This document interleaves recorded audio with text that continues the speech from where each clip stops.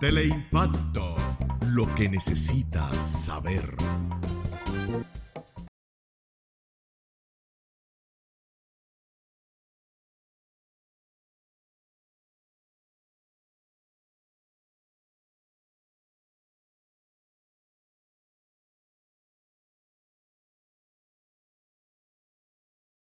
Dominicanos en todo el territorio de la República, les habla Leopoldo Payananita y como ustedes pueden escuchar, todavía estoy ronco, pero he podido sobrevivir ese gripazo terrible que está dando, sobre todo cuando uno tiene un quebranto principal que se llama 86 años de salud. Entonces, quiero primero, más que nada, aprovechar para darle las gracias al doctor Luis Ventura Sánchez, que aquí lo tengo. Gracias, Luis, por haber salido a llenar ese espacio, dándole orientación al pueblo dominicano de la verdadera situación, porque hay demasiada confusión sembrada. Y como ya hemos explicado más de una vez, no hay peor arma contra el país que la desinformación. Y no hay mejor arma para el enemigo que la desinformación. De manera que para nosotros defender a la República tenemos que informar sobre la realidad, desenmascarar a los charlatanes que andan, que son muchos, y sobre todo poder identificar a los amigos de Duarte. Porque en definitiva no tenemos que inventarnos nada. Cada vez que se habla que se necesita una agenda nacional, yo pregunto, ¿y la agenda de Duarte dónde está? No la dejamos tirada por ahí. No, esa es nuestra agenda. Luis, después de ese magnífico informe que hiciste al país, hoy creo que están recogiendo firmas. Sí. ¿Cómo tú ves eso? Yo lo veo bien, porque eso es la lucha contra la impunidad. Ellos quieren que designen unos jueces especiales, unos investigadores especiales, con ayuda de algunos organismos de Naciones Unidas, y que desenmascare la gente que se vendió, que le hizo daño al país, aceptando sobornos y permitiendo que lo que costaba 100 millones de dólares no cobraran 300. O sea, nos robaban con la sobrevaluación de la obra. Primero, Odebrecht corrompía a los jefes a los ministros, y después los ministros permitían que Odebrecht hiciera O con sea, los nos presupuestos. robaba la empresa Odebrecht y nos robaban todos los ministros que cogieron dinero. Se apandillaron para robar. Mira, yo estaba oyendo uno de esas personas que siempre hablan en la televisión, y estaba haciéndole un comentario básicamente al presidente, diciéndole, concho, el presidente tiene una situación muy difícil, porque sucede que él se ha quedado callado, y al quedarse callado, lo que da la impresión es de que él está apoyando ese tipo de cosas. Y como el procurador fiscal no hace su trabajo, sino que anda curveando y mirando la forma de ver cómo no afronta el problema, evidentemente que eso afecta al gobierno y de manera especial a Danilo. Yo no sé realmente cómo el PLD, el comité político del PLD y el presidente van a poder capear esta tormenta, porque es una tormenta terrible en donde la corrupción que se ha permitido llega a niveles tales que han comprometido el país, nos ha presentado en el mundo como un país sumamente corrupto, y también está empobreciendo la población y haciendo rico a un grupo de personas, básicamente del PLD, pero también de otros partidos y sin partido, de unos tránsfugas que andan por ahí.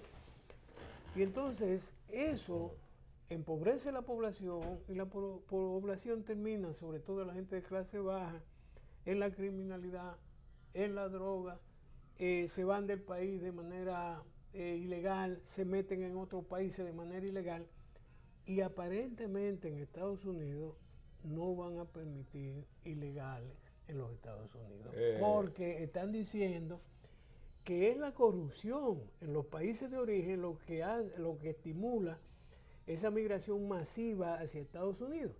Entonces, es muy probable que esta gente que son muy conservadores y que tienen un alto sentido de que los norteamericanos deben vivir mejor de lo que viven, van a empezar a enfrentar muchísimos gobiernos en América Latina y en el mundo para evitar que le manden, para evitar que los gobiernos que implementan en sus países generen inmigrantes ilegales que vayan a Estados Unidos a delinquir. Eso fue lo que le pusimos al presidente Trump en el documento que le enviamos, precisamente.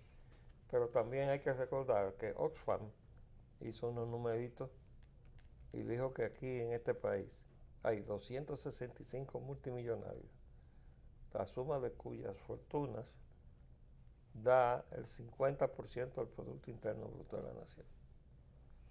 Entonces nosotros tenemos una riqueza que nos está rodeando por todas partes, pero que los dominicanos no la podemos ver porque está en otro territorio, está como en una coordenada distinta.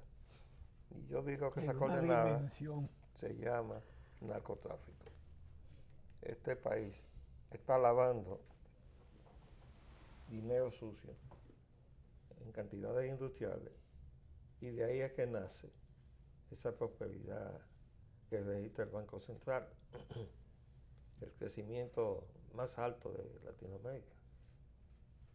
Y definitivamente, claro que esa riqueza, los dominicanos de medio hacia abajo, no la vemos. No, yo tengo mis dudas que esos números sean exactamente así.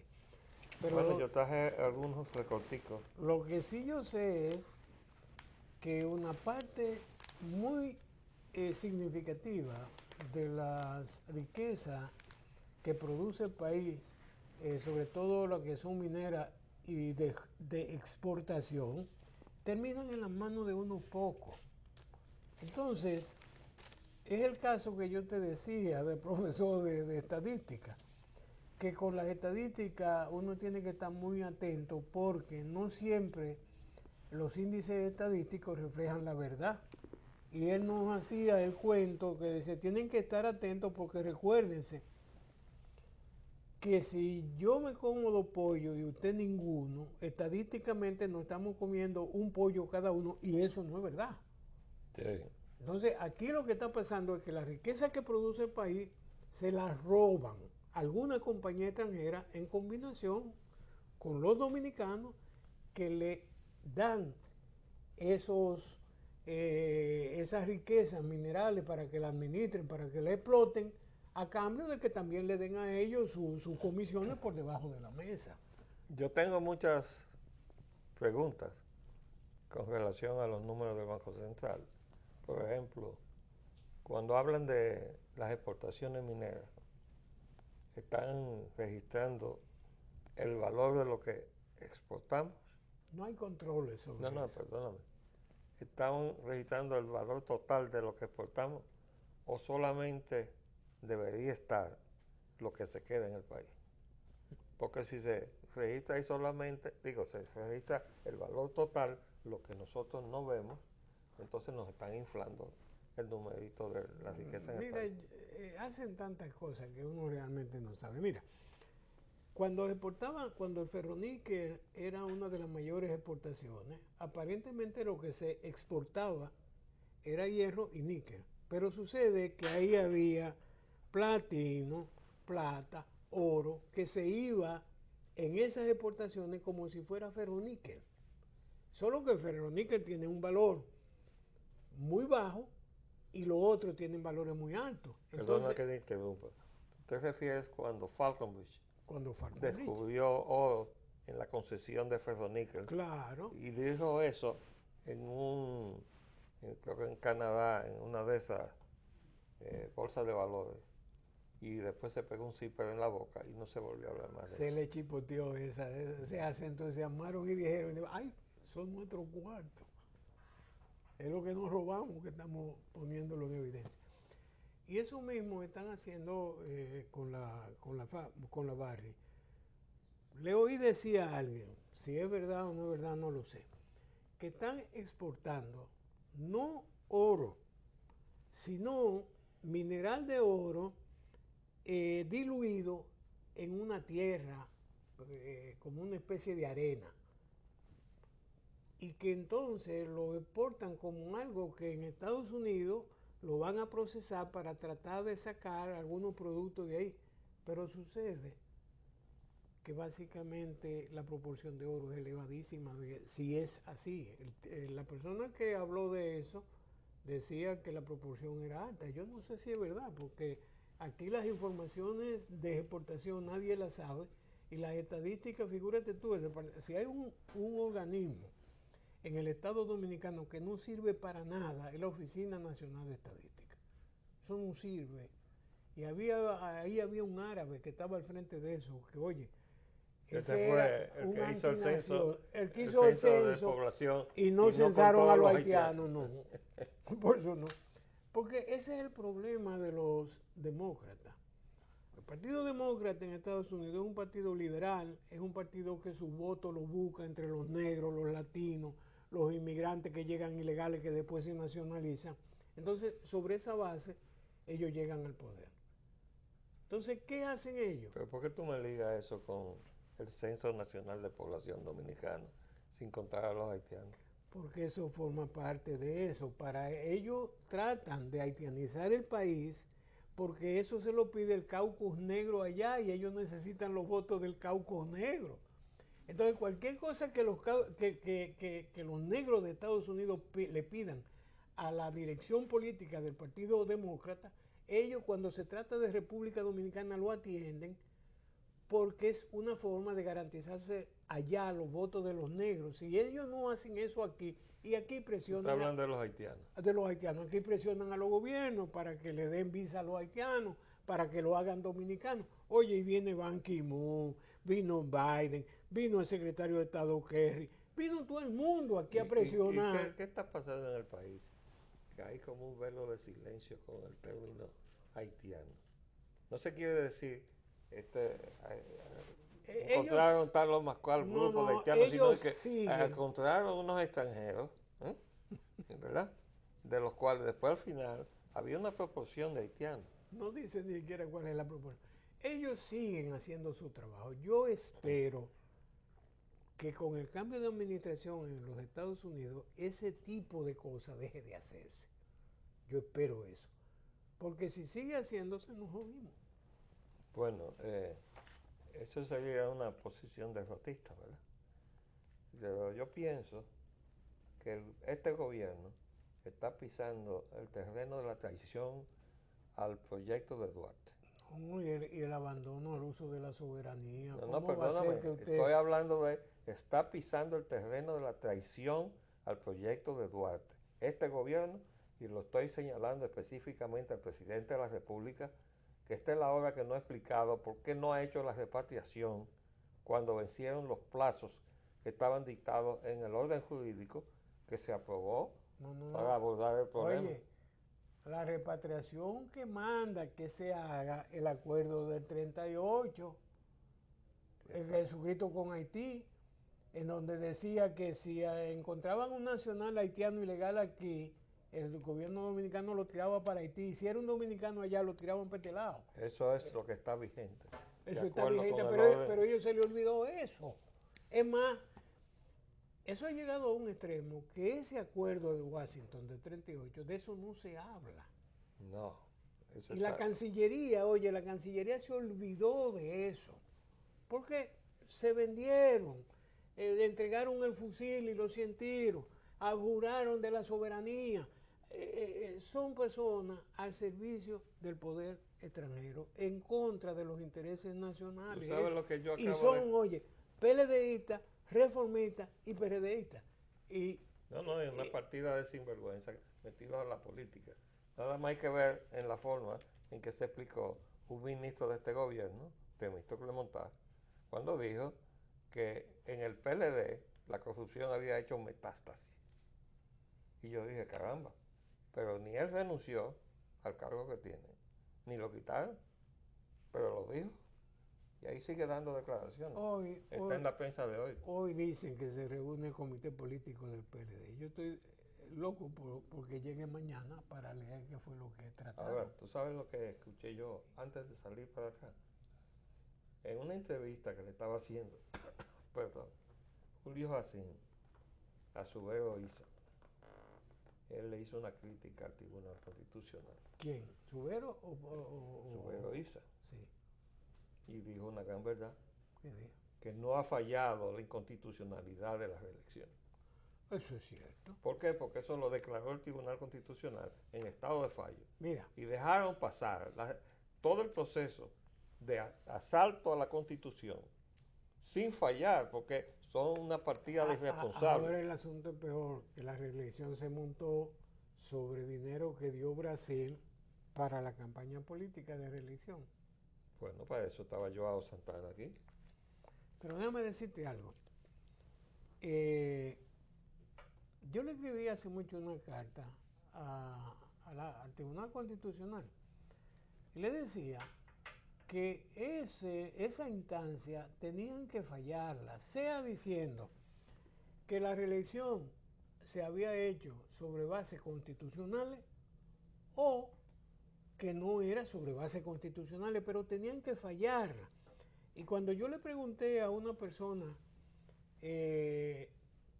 amiga que trabaja que está en el Tribunal Constitucional, me dijo, no, lo que pasa es que la mayoría de los jueces del Tribunal Constitucional dicen que la reforma es impecable, se hizo como decía la ley. Y la minoría entiende que no. Entonces, dentro de la minoría parece que está Milton Ray Guevara. Y ese grupo no quiso emitir una sentencia, sino que se quedaron callados y dejaron todo en el limbo. Y entonces ahora sucede que tú no sabes de ese grupo de jueces quiénes dicen que la reforma constitucional es correcta o cuáles dicen que es incorrecta. Es decir, tú no puedes separar la paja del grano, tú no sabes quién es quién, quiénes son los traidores. Se van a embarrar todos. Ahora, prefirieron que el país entienda que el Tribunal Constitucional en ese caso se cayó, ni vio, ni oyó, ni habló, ni dijo nada, con tal de no evidenciar quién era quién.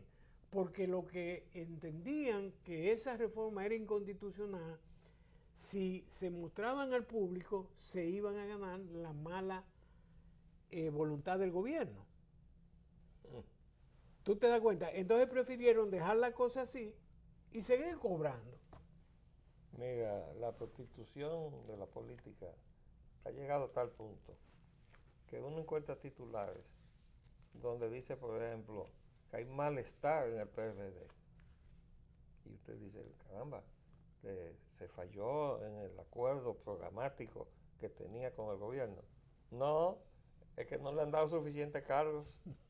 O sea que la política se ha reducido a darme mi cargo y que sea bueno desde donde yo me pueda resolver. No, es que no hay manera de que PLDistas y reformistas se puedan sentar a una mesa a discutir honradamente lo que le conviene al país.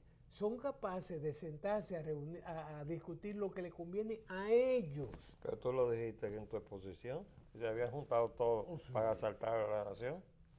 Pero esa es la democracia que tenemos. Chacho. Entonces eso es una caricatura que va llenando el cachimbo hasta un día. Claro. Porque definitivamente mira, la gente no va a soportar eso. Yo decía que del 1519 a 1533 estaba alzado en el Bauruco Enriquillo. ¿Y por qué se alzó Enriquillo? Porque se cansó de pedir que hicieran justicia. con cosas que él le pedía a la Real Audiencia y no lo hicieron. Cuando ya no pudo más, se alzó. En el 33 no le costó más remedio a Carlos V que llegara a un acuerdo con esa gente y dejarlo como lo que Enriquillo estuvo pidiendo todo el tiempo, tuvieron que dárselo al final. Sí, España no pudo vencer No a Enriquillo. pudo. Y tuvo que pactar. Aquí va a pasar lo mismo, la gente se está cansando. Mira, esa marcha, esa firma, todo eso indica que la gente se está cansando. Un día van a ahorcar blanco, ¿eh? Porque una vez que la población hace una estampida, no hay manera de controlar a la gente. Eso se lo advertí yo a un amigo tuyo, que es muy poderoso económicamente, hace ya varios años. Yo le dije, tú eres una persona muy bien informada y tú tienes que estarle dando seguimiento a esos ajustes de cuentas que se están haciendo en los barrios contra los delincuentes chiquitos. Que un día se van a jactar de estar dando justicia a ese nivel y van a jalar para los de arriba. Pero ese señor sabe que es más rentable hacer lo que él está haciendo últimamente que seguir vendiendo neveras y televisores y vainas. Mira, Él sabe que... para la gente que se está equivocando sobre el impacto de Trump, mira lo que dice El País hoy, que no es un periódico amigo de Trump, eso es Francia. Esa mujer le advirtió al pueblo dominicano, antes que lo hiciera el general Kelly, ella dijo que teníamos va a producirse una tragedia con la migración haitiana en la República Dominicana. Sí, fue de los pocos políticos de Europa que no ha defendido fue Marie Le Pen. Entonces, los que están tomando a la ligera el fenómeno que se está produciendo en Estados Unidos, no se están dando cuenta que eso no es Estados Unidos. Es que la Unión Europea se está desarticulando la salida del Reino Unido y le va a seguir. Que se van más, se van más. Se van como 4 o 5 países que ya están preparándose para salirse de la Unión Europea. Incluso los países escandinavos, Noruega, Suecia, se van para afuera, incluyendo los nórdicos. Ellos que siempre han tenido un pie fuera, ¿no? Sí, ellos siempre han estado ahí, pero eso no lo van a soportar porque el problema es que han hecho de la Unión Europea una superestructura que gobierna entonces a los países que la conforman. Y entonces son una serie de burócratas que están en Bruselas trazando líneas maestras a seguir. Y la gente se ha cansado. Por ejemplo, Grecia a la primera oportunidad se va de ahí. Italia tiene el mismo problema. Francia. Pero hasta los países nórdicos están pensando salirse. Mira, este titular que salió ayer, en ese periódico, Toledo está a las puertas de la cárcel. Yo creo que es un mensaje Oye, lo interesante a alguien, de alguien. Ahora, ¿quién le está dando el mensaje a quién? Porque Mira, ahora mismo... ¿tú sabes qué me gusta a mí de ese titular? Que uno de los aupadores para que Toledo llegara a la presidencia de la República de Perú fueron Estados Unidos y Vargas Llosa. Esa basura que vive acusándonos de racista y xenófobo, esa basura que hoy tú no sabes si es peruano, español o un paria internacional. Bueno, yo lo que digo es que eso está reflejando la pugna interna en el gobierno y en el PLD. O es Leonel que le está haciendo una advertencia a Danilo, o Danilo le está haciendo una advertencia a Leonel. Pero eso, aquí en primera plana, en el Listín Diario, eso no llega a primera plana así como así.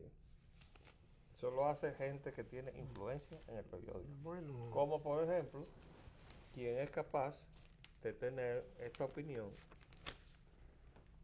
Leonel dice el poder financiero se consolida en Estados Unidos. Eso es exactamente al revés de lo que está pasando, ¿verdad? Pero el que no hay peor que entender, no hay peor el que no, como entendedor que el que no quiere entender. Y los PLDistas no quieren entender que ya se acabó la globalización neoliberal. Todavía la están predicando. No, hay muchos que la están impulsando y la desean, pero eso se va a acabar. Porque fue que la aprobaron y la receta no fue buena. Bueno, lo que pasa es que llegó una respuesta de la criada respondona, que le llaman Donald Trump. Vamos a ver qué pasa. Se nos acabó el tiempo por el día de hoy. Pero te reitero las gracias por tu ayuda y espero que termine de superar este atentado contra mi salud.